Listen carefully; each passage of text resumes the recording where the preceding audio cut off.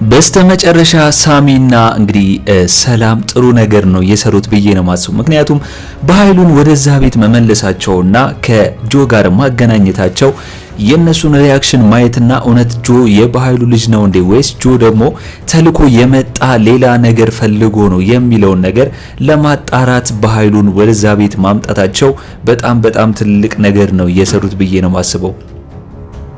ነገር ግን እንደምታዩት ጆ ብሌንን ለመውጋትና የሆነ ነገር ለማድረግ አስቦ እንደነበር ይታወቃል። እንግዲህ አስቡት በሰላምና በሳሚ እያሉ ወይም ደግሞ እነሱ ወጣ ሲሉ ብሌን ላይ ያን ነገር ማድረግ የፈለገው የቤተሰቦቼ ገዳይ ብሌን ነች ብሎ በበኃይሉ ትርክት ስለሰማ ነው ማለት ነው። ስለዚህ አሁን ላይ ብሌን ደግሞ ጆ ላይ የሆነ ጥርጣሬ ይዛበታለች። ምክንያቱም በዛን ሰዓት ያንን ታሪክ ወይም ደግሞ ያንን አፈ ታሪክ ነግሮ እሷን በዛ ቢለዋ ሊገላት የነበረው ገዳይ ነች ብሎ ስላሰበ ነው ማለት ነው። ስለዚህ ብሌን አሁን ላይ ጆ እንግዲህ ይህንን ነገር ለምን ለማድረግ አስፈለገ ወይም ደግሞ ምንድነው ከጀርባው ያለው ነገር ይዞ የመጣው አላማ ወይም ደግሞ ይዞ የመጣው እቅድ ምንድነው የሚለውን ብሌን ተጠራጥራለች። ስለዚህ ብሌን ከተጠራጠረች በዚህ በኩል ደግሞ ሳሚና ሰላም ደግሞ ሁለቱም ጥርጣሬ ላይ ስለሚገኙ አንድ ላይ ሆነው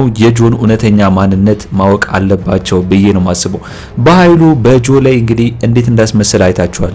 ጆም ራሱ በኃይሉ አባቴ ነው እያለ እንዴት እንዳስመሰለ አይታችኋል። ምክንያቱም በኃይሉ ጆን የሚያውቀው ከሆነ የበኃይሉ ተላላኪ ነው ጆ ብለው ያስባሉ። ስለዚህ በኃይሉ ጆን ከነጭራሹ ነው እንደማያውቀውና ጭራሽ ልጄ አይደለም ብሎ እየካደው እንደሆነ ነው የሚታወቀው። ጭራሽ ሰላም አሁን ላይ ለጆ ተደርባ ልጄ ነው በማለት ጭራሽ እየነገረችው ነው የምትገኘው።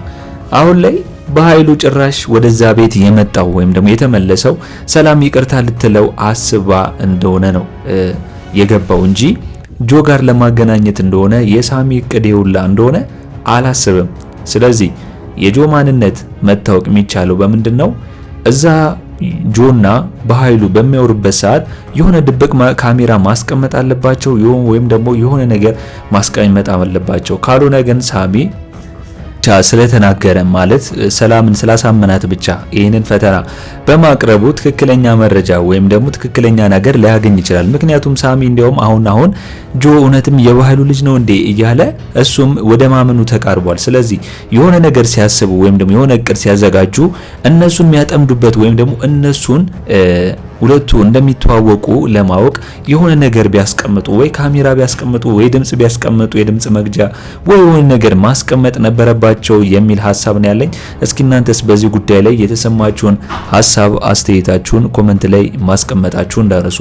እንግዲህ አደራ ክፍል 84 ቶሎ እንዲለቀቅላችሁ ሁላችሁም ኮሜንት ላይ ክፍል 84 ቶሎ ይለቀቅልን በማለት ይህንን ቪዲዮ ላይክ በማድረግ ጀምሩ።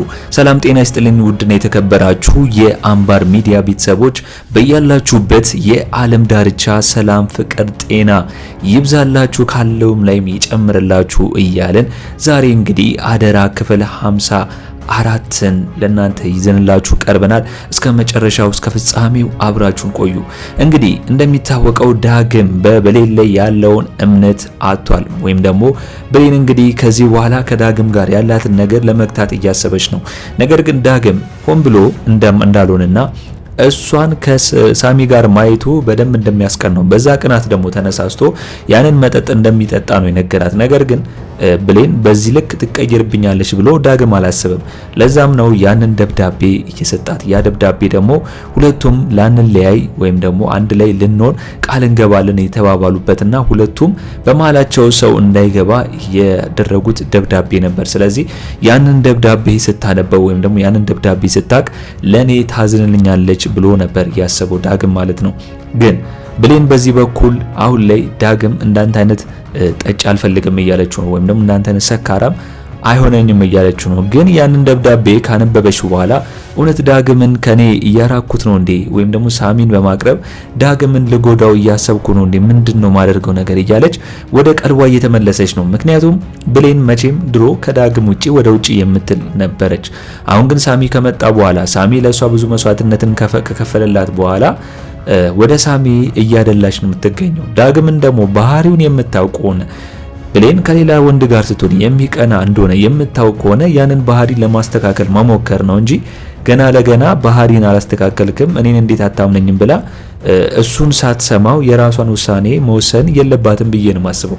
እውነት ለዳግም ፍቅር ካላትና እውነት ዳግምን ከልቧ የምትወደው ከሆነ ያንን ባህሪ የቅናቱን ባህሪ እንዲያስተካክል አጠገብ ሆና መርዳት ነው ያለባት እንጂ ከሳሚ ጋር እየሆነች ጭራሽ ዳግም እንዲናደድና እንዲበሳጭ ማድረጓ የባሰስ ዳግም ሌላ ነገር እንዲያስብ ታደርጋለች ብዬ ነው ማስበው። ለዛም ነው አሁን ላይ ዳግም ቃልን ጠርቶ ሁለታችን ፍቅረኛ እንድንሆን እፈልጋለሁ ያላት ምንድነው እንድናስመስል ነው። ሁለቱ ሳሚና እንደገና ደግሞ ብሌን አንድ ላይ ያስመሰሉ ስለሆነ አንድ ላይ የሆኑ ስለሆነ እኔና ናንቺ ደግሞ አንድ ላይ ሆነን እናስመስል እያላት ነው። እናስመስል ካላት ምንድነው ሁለታችን ብሌንን ለማናደድ ካንቺ ጋር ማስመሰል ፈልጋለሁ። ግን ዳግም መጠንቀቅ ያለበት ነገር አለ። ምክንያቱም አሁን ላይ ቃል ይሄንን ነገር ከዳግም ከሰማሽ በኋላ እውነት መስሏት ጮቤ ረግጣለች ማለት ፍላጎቷም እሷ ነበር ዳግም አፈቅርሻለሁ እንዲላት ከሱ ጋር መሆን ፍላጎቷ ስለነበር ያንን ነገር ደግሞ ዳግም ሲነግራት የእውነተኛ መስሏት ነበር። መቼም ደስታዋን መቆጣጠር አቅቷታል። ነገር ግን ዳግም በቃል ስሜት ላይ እንዲመረማመድ የለበትም ብዬ ነው ማስበው። ብሌንን ለማናደድና ብሌንን ለማቃጠል ሲል ለማበሳጨት ሲል ቃል በእሷ ልብ ላይ እየተረማመደና ልቧን እየሰበረ እንዲህ ማድረጉ ልክ አይደለም። ቢያንስ እንኳን ቃል ቤስት ፍሬንድ እንኳን ብትሆነውና ኖርማል ለዳግም ስሜት እንኳን ባይኖራት እንኳን ብሌንን ለማናደድ ትሆናለች ብዬ አስባለሁ። ነገር ግን ቃል ለዳግም ምን ያህል ፍቅር እንዳላትና ምን ያህል በጣም እንደምትወደው እያወቀ ነገር ግን የሷን ስሜት ወደዛ ጥሎ ብሌንን የራሱ ለማድረግ ወይም ደግሞ ብሌንን ለማበሳጨት ቃልን መጥራቱ በኔ በኩል ልክ አይደለም ብዬ ነው ማስበው። እንዲያውም አሁን ላይ ቃል ይህንን አጋጣሚ ተጠቅማ ወይም ደግሞ ይህንን ነገር አድቫንቴጅ ልትጠቀምበት ትችላለች። ወይም ደግሞ ዳግምን ጭራሽ ከብሌን ጋር እንዳይሆን ወይም ደግሞ ዳግም ብሌንን አናዳለው ሲል ቃል የምትፈልገውን ነገር ወይም ደግሞ ዳግምን ልታሳስተው ትችላለች። በቃ እሷ ዳግምን ስለምትወደው የራሷ ማድረግ ስትፈልግ ወይ አንድ ላይ እንዲተኙ የሆነ ነገር አድርጋበት አንድ ላይ ተኝተው ልጅ ልታረግዝበት ትችላለች። ወይም ደግሞ ይህንን አድቫንቴጅ ተጠቅማ ዳግምን ጭራሽ ከብሌን ጋር በስተመጨረሻ እንዲለያዩ ልታደርግ ትችላለች። ስለዚህ ዳግም አሁን ላይ ትክክል ነው የሰራው? ቃልን ማምጣቱ ትክክል ነው ወይስ አይደለም? ሁላችሁም በዚህ ጉዳይ ላይ የተሰማችሁን ሀሳብ አስተያየታችሁን ኮሜንት ላይ ማስቀመጣችሁ እንዳረሱ። በሌላ በኩል ደግሞ አሁን ላይ ገነት የቃልን ባህሪና የቃልን ነገር እየቀየረቻት ትገኛለች። እንግዲህ ቃል አሁን ላይ በጣም ብዙ ነገሮችን እያስመሰለች ለማለፍና ወደ ሰላም ቤት የምትመለስበትን ቀን ለማፋጠን እየሞከረች ነው።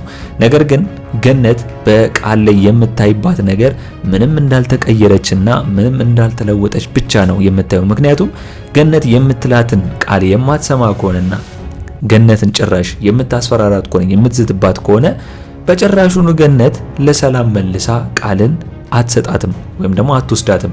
ስለዚህ አሁን ላይ ቃል ምንም ብትል ገነት ግን ቃልን ከሾር ከማድረግና ከማስተካከል ወደ ኋላ አትልም። ግን በስተመጨረሻ ቃል የወሰነችው ውሳኔ አለ። ያ ውሳኔ ምንድነው? ራሷን እንግዲህ ማስተካከል እንዳለባት ባህሪዋን ቀይራ ለገነት ማስመሰል እንዳለባት ሁሉን ችላ ነው ያሰበች ያለችው።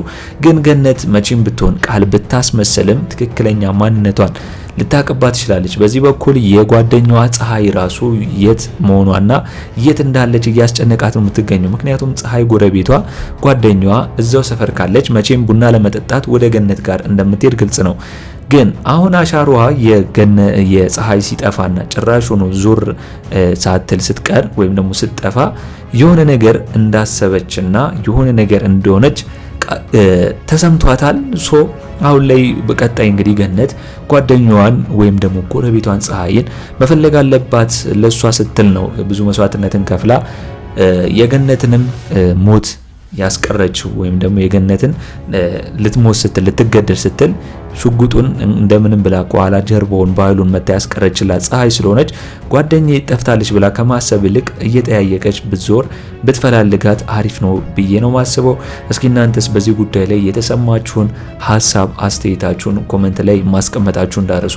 እንግዲህ ከዚህ ቀደም እንዳየነው ከሆነ የጆ ፎቶ ተገልብጦ ነበር ወይም በጀርባው አልነበረም ሲወርቅ ያየ ነው መጀመሪያ በፊት ለፊቱ ነበር ዛሬ ግን እንደዚህ ሲጀምሩት ምንድነው በጀርባው ያደረጉት እንዳይታይ ማለት ነው ሶ እንዴት ነው ያንን ነገር ሊቀይሩት የቻሉት ይሄንን ነገር ማስተካከል አለባቸው ብዬ ነው ማስበው ሁለተኛ ነገር ደግሞ ሰላም ጆን መጠራጠር አለባት የምንለው ለምንድነው በዛ ፎቶ መጀመሪያ እንደተጠራጠረችው ስላወቀ ጆ ደግሞ ያንን እቅድ ቶሎ ቀይሮ ያችን ፎቶ ብቻ አስቀምጧል ምክንያቱም አባቱ በኃይሉ ስለሆነ እሱ ደግሞ ያንን ፎቶ ካየች አባትና እናቱን ካየች እንዴ አባትና እናት እነዚህ አይደሉ እንዴ በኃይሉ ታዲያ መች ነው አባት የሆነው ብላ ልታውቅበት ይችላልሽ ሚስጥሩን ለዛም ነው ያንን ፎቶ ያላሳያት የእናቱን ብቻ ሊያሳያት የቻለው ማለት ነው ስለዚህ አሁን ላይ ሰላም እንግዲህ ጆ በደንብ አድርጎ ሊያሳምናት ሞክሯል ማለት እሱ ገንዘብ ፈልጎ እንዳልመጣ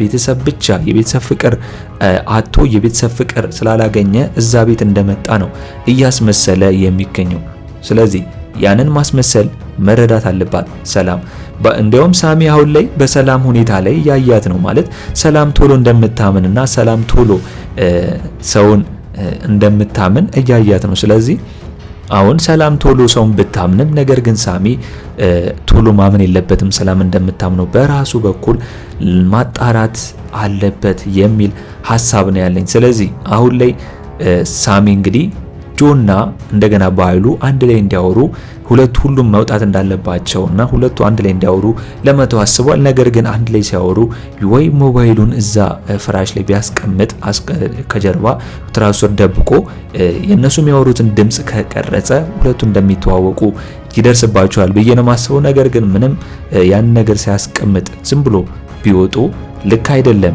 ምንም መረጃ ሊያገኙ አይችልም ብዬ ነው ማስበው እስኪ እናንተስ በዚህ ጉዳይ ላይ የተሰማችሁን ሐሳብ አስተያየታችሁን ኮሜንት ላይ በማስቀመጥ ማድረስ ይችላልላችሁ እንግዲህ በኔ በኩል የዛሬው አስተያየቴ እንመስል ነበር አደራ ክፍል 84 ቶሎ እንደተለቀቀ እኛም በኮሚኒቲ ፖስታችን ስር ወዲያው ለእናንተ የምናስቀምጥላችሁ ይሆናል ማለት ነው ለቻናሌ አዲስ ከሆናችሁና ሰብስክራይብ እስከሆነ ያላደረጋችሁ ካላችሁ ሰብስክራይብ በማድረግና የደወል ምልክቱን በመጫን እንደዚህ አይነት ፊልሞች ሪካፕ እንዲደርሳችሁ ቤተሰብ እንድትሆኑን በአክብሮት እንጋብዛለን በቀጣይ ክፍል እስከምንገናኝ ድረስ መልካም ቆይታ ይሁንላችሁ